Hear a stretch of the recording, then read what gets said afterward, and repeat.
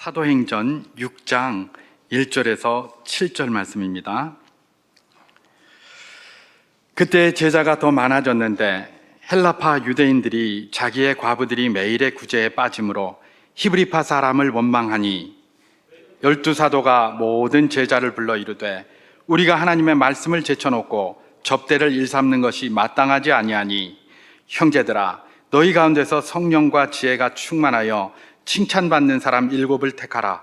우리가 이 일을 그들에게 맡기고 우리는 오로지 기도하는 일과 말씀 사역에 힘쓰리라 하니 온 무리가 이 말을 기뻐하며 믿음과 성령이 충만한 사람 스데반과 또 빌립과 브로고로와 니가노르와 디몬과 바메나와 유대교에 입교했던 안디옥 사람 니골라를 택하여 사도들 앞에 세우니 사도들이 기도하고 그들에게 안수하니라. 하나님의 말씀이 점점 왕성하여 예루살렘에 있는 제자의 수가 더 심히 많아지고 허다한 제사장의 무리도 이 도에 복종하니라. 아멘. 지난번 임직식 때도 제가 와서 말씀 전했는데 또 왔습니다. 너무 감사하고요. 또 은퇴하시는 분들 그동안 좀 충성하시는데 하나님께서 하늘의 산 것과 또 이 땅의 좋은 것들로 주님의 위로와 평안으로 함께 하시리라 믿습니다. 또 임직 받으시는 분들에게는 하나님께서 그동안도 영광 받으셨지만 충성스럽게 잘 봉사하심으로 말미암아서 하나님께는 영광이 되고 또 우리 집사님, 권사님들도 가시는 길에도 하나님이 영광스럽게 영화롭게 하는 성김으로 교회가 영광스럽게 세워지는 큰 은혜의 역사가 있기를 예수님의 이름으로 축복합니다. 우리 인생 살다가 보면 위기를 직면할 때가 있습니다.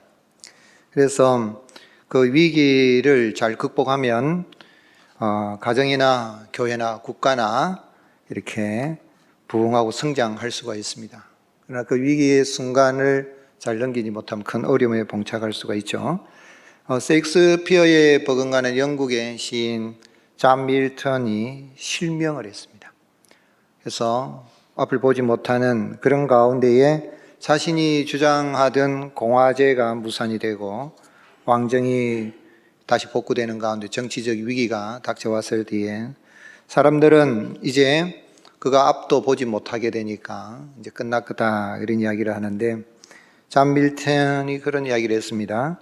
실명이 비창한 것이 아니라 실명을 이겨낼 수 없는 나약함이 비참한 것이다. 그렇게 이야기했습니다. 그래서 개인이든 가정이든 교회든 국가든 위기를 닥쳤을 뒤에 그 위기를 잘 극복하면 성공할 수 있는 기회가 되는데 그 위기라는 한자를 보게 되면 위태할 위자에 틀기 또 시기 기자 이렇게 되어 있습니다. 그래서 한번 PPT를 한번 띄워주시면 위험한 고비나 시기의 뜻이지만 어떤 사람들은 이것을 위험과 기회라고 그런 이야기를 합니다. 그래서 오늘 말씀에 보면 초대교회도 위기가 닥쳤습니다. 오늘 말씀에 보면 예루살렘 교회가 부흥하고 성장해 가는 가운데 보면 제자의 수가 많아지는 가운데에 헬라파 과부들이 구제에서 빠지게 되고 그로 인해서 위기가 닥쳤을 때에 사도들이 이제 7 집사님을 세움으로 말미암아서 이제 사도들은 기도와 말씀에 전무함으로 교회가 부흥하는 그런 역사가 일어나게 됐죠. 그래서 왜 사도들이 이렇게 7 집사님들을 세우게 되었겠습니까? 어떻게 생각하면 구제하는 일은 재정을 다루는 일이니까 사도들이 그래 그럼 빠졌으면 그 구제하는 일을 이렇게 해서 잘 챙겨주도록 하자. 다음에는 그런 일 없도록 하였으면 좋겠다라고 하고 해나가면 사도들이 말씀과 기도뿐만 아니라 구제하고 재정하는 일도 마음껏 할 수 있는 그런 어떤 권한을 가질 수가 있지 않겠습니까? 그런데 문제가 일어났을 때에 사도들이 이렇게 함으로 말미암아서 오늘 7절 말씀에 보면 아주 말씀이 왕성하고 또 제자의 수가 점점 많아지는, 심이 많아지는 이런 것을 볼 때 우리가 깨달아 알 수 있는 것은 결국은 이 교회의 부흥과 성장은 하나님의 뜻이라는 것을 알 수가 있습니다. 예루살렘 교회가 부흥성장하는 가운데 위기가 닥쳤지만은 그 위기를 잘 극복함으로 말미암아서 교회가 오히려 더 말씀이 왕성해지고 부흥해지는 그런 모습을 보게 됩니다. 그래서 여기 이제 1절 말씀에 보면은 제자의 수가 그때의 제자의 수가 많아졌다는 이야기는 그 앞에 교회가 계속해서 부흥해 오는 그런 상황이었습니다. 그런데 여기 제자의 수가 많아지는 가운데에 이런 원망스러운 일이 생겼다 그랬는데, 사실 이 헬라파 이 과부들은 어떤 사람이냐면 이제 헬라 지역에 이제 유대를 떠나서 살고 있다가 이제 노년이 되면 이 기소 본능에 따라서 고향에 이제 돌아오고 싶은 겁니다.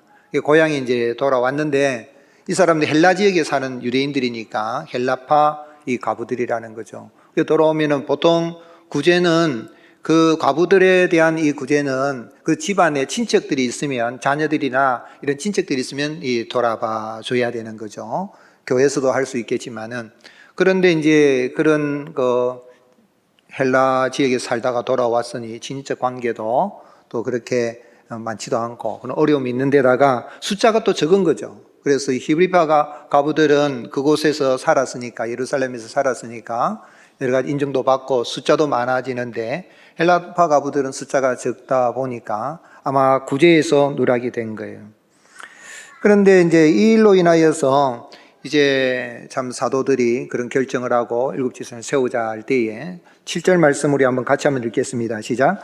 하나님의 말씀이 점점 왕성하여 예루살렘에 있는 제자의 수가 더 심히 많아지고 허다한 제사장의 무리도 이 도에 복종하니라 그랬습니다. 여기 하나님의 말씀이 점점 왕성하여 그랬는데, 이 헬라어로 보면 미완료 능동태인데 이 말은 계속해서 왕성해졌다는 이야기도 한 번만 끝난 게 아니고 지속적으로 그 말씀이 왕성해지고 제사장의 이 무리가 복음을 받아들였다 그랬는데, 독일의 루트파 신학자인 요아킴 예레미야스는 예수 시대의 예루살렘이라는 그 책을 보게 되면은 당시에 일반 제사장들과 레위인들의 수는 약 18,000명 정도 되었는데 그 중에서 한 8,000명 정도가 제사장이고 합니다. 그 제사장들은 유대 3대적인 유월절, 오순절, 장막절에는 집중적으로 이런 제사의 직무를 하게 되니까 그때는 풍성합니다. 그러나 그렇지 않을 때는 여러 가지 고정된 수입이 없다 보니까 어려움이 있게 되는 거죠. 거기다가 대제사장이나 제사장들은 그래도 하는데 레위인들,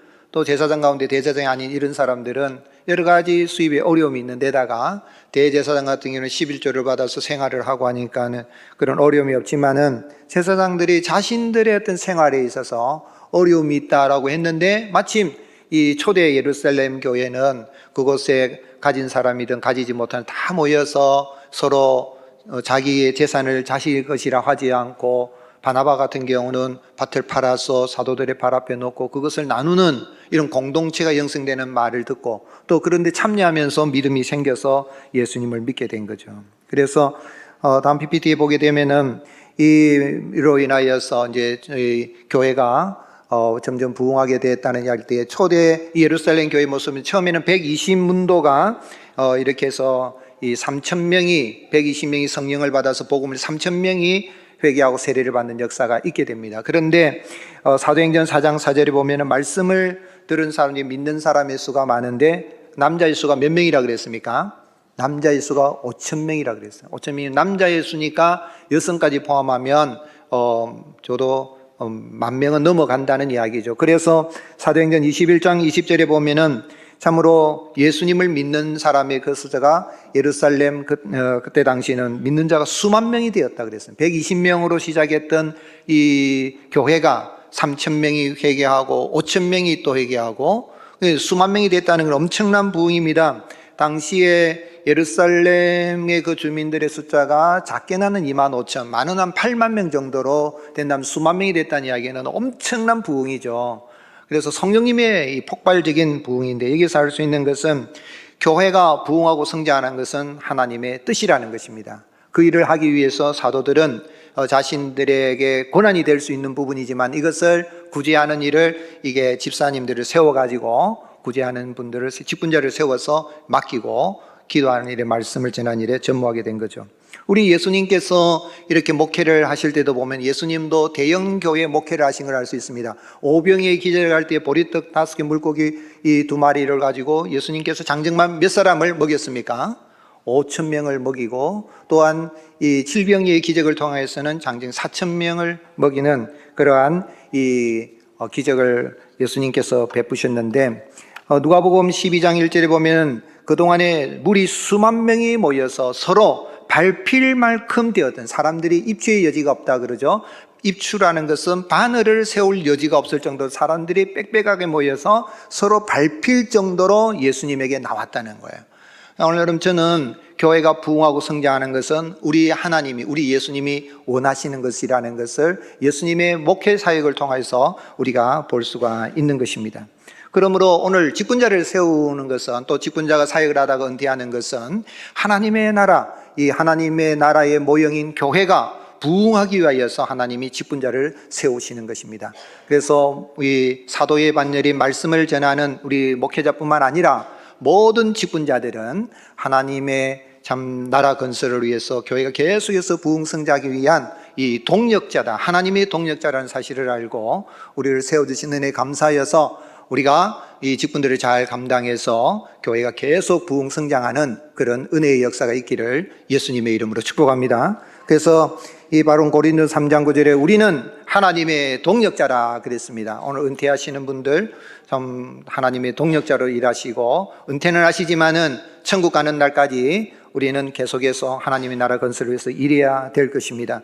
또한 직분을 맡으신 분들도 우리는 하나님의 동력자다. 하나님, 이 동력자라는 말은 동업자, 코워커, 이 하나님과 동업자다라는 생각을 가지고 하나님의 나라를, 하나님의 교회를 부흥하기 위해서 잘 협력해 나가는 그런 이 직분의 사명을 잘 감당해서 교회가, 우리 수정교회가 지금까지도 부흥 성장했는데 계속해서 부흥 성장하고 하나님의 영광을 나타낼 수 있기를 주님의 이름으로 축복합니다. 그러기 위해서는 어떻게 되겠습니까? 이 받은 직분과 은사를 따라서 서로 협력할 때 교회는 계속해서 부흥하게 되는 것입니다. 하나님이 내게 주신 그 직분, 또 그 직책, 그 위치에 있어서 하나님이 주신 그 은사를 따라서 서로 협력을 해야 되는 거예요. 서로 협력할 때 교회가 부흥하는데, 사도들은 말씀을 전하고 기도한 일에 전적으로 하겠다, 그런 이야기를 했고, 그리고 집사들은 이 구제하는 일, 재정 출납이죠. 우리 헌법에서도 집사의 직무는 이 구제, 재정과 구제와 또 사무, 그리고 권사님들의 직책은, 그 사무는, 직무는 이 신방하고 환난과 여러 가지 어려움에 있는 사람들을 돌보는 그 일을 하는 것인데, 오늘 여기 경건한 이 당시의 유대인들은 노년이 되면은 이 거룩한 이 도시 예루살렘에 돌아와서 이렇게 살려고 할 때에 공식적으로 유대교에서는 2가지 구제 프로그램을 운영했습니다. 첫째는 실직자에게 음식을 제공하는 그 일을 했고, 두 번째로는 한 번씩 도시 빈민에게 음식과 옷을 나눠주는데, 여기 헬라파 가부들의 그 구제하는 일에 매일매일 음식을 이렇게 해주는, 우리도 교회가 보면 지역의 독거노인들에게 음식을, 반찬을 나누지는 하잖아요, 그죠? 그런데 그 일을 교회 공동체 안에 있는 헬라파 이런 이 과부들의 구제가 누락이 되었던 것입니다. 그로 말미암아 원망과 불평이 일어났을 때에 사도들은 이것을 왜 누가 어떻게 잘못해서 누락이 되었느냐라고 책임을 전가하거나 찾아보지를 않고, 오히려 우리가 이 일을 잘못했구나. 사도들이 반성했던 게 뭡니까? 우리가 하나님의 말씀을 전하는 일, 기도하는 일과 하나님의 말씀을 전하는 일에 우리가 전적으로 일해야 되는데, 구제하는 일에 이런 일을 갖다 소홀히 하는 이런 문제가 일어난 그 원인이 어디 있는가라는 걸 생각하고, 오히려 우리는 전적으로 오로지 기도하는 일과 말씀 전하는 일에 전적하기 위해서 구제하는 일은 직분자에게 맡기게 되는 거죠.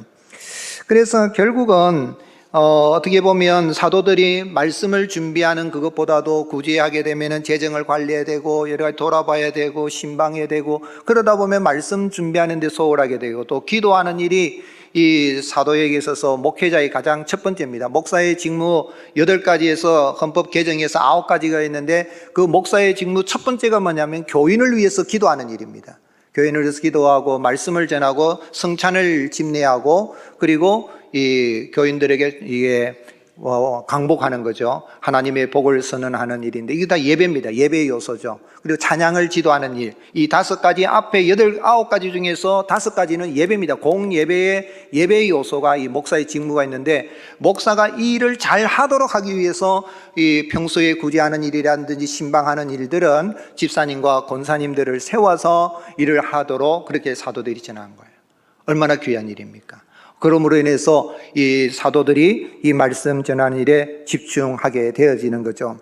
그래서 2절, 3절에 우리가 하나님의 말씀을 제쳐놔서는 안 되겠다. 우리가 이 일에 전적으로 해야 되겠다. 그랬고 이 일을 그들에게 맡기자 하여서 이 맡긴다는 이 단어가 책임을 지고 위임해 준다는 정도로 아주 책임 있게 수행할 수 있는 그런 이야기죠. 그리고 여기 구제하는 일이라는데 이 구제를 이 헬라어로 디아코니아라 그러는데 성경에 집사라는 말을 사도행전 오늘 읽은 말씀에 집사란 말 없지만은 이 구제하는 일 디아코니아 봉사하는 일인데 여기서 디컨 영어로 디컨인데 집사라는 말이 직책이 나오게 된 거죠. 그래서 초대 7 집사님이라고 그렇게 이야기하는데 오늘 이 일을 잘하게 되니까 이로 인하여서 이제 사도들은 하나님의 말씀을 전하는 전적으로 해서 교회가 점점 왕성하고 부흥하게 되는 역사가 일어나게 된 것입니다.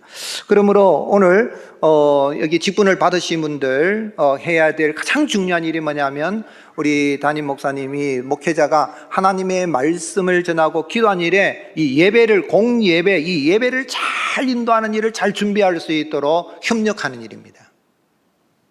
그런 은혜가 우리 집사님 권사님들에게 있을 수 있기를 예수님의 이름으로 축복합니다. 그래서 어떻게든 협력해야 돼요. 장로님들은 목사님과 함께 이렇게 치리하는 일에도 협력해서 하지만은 목사님이 제가 말씀드린 것처럼 목사의 직무 9가지 중에 앞에 5가지가 예배입니다. 예배여서. 그리고 이제 목사가 교육하는 일, 그 다음에 신방하는 일, 그 6번째, 7번째에 속하는 거예요.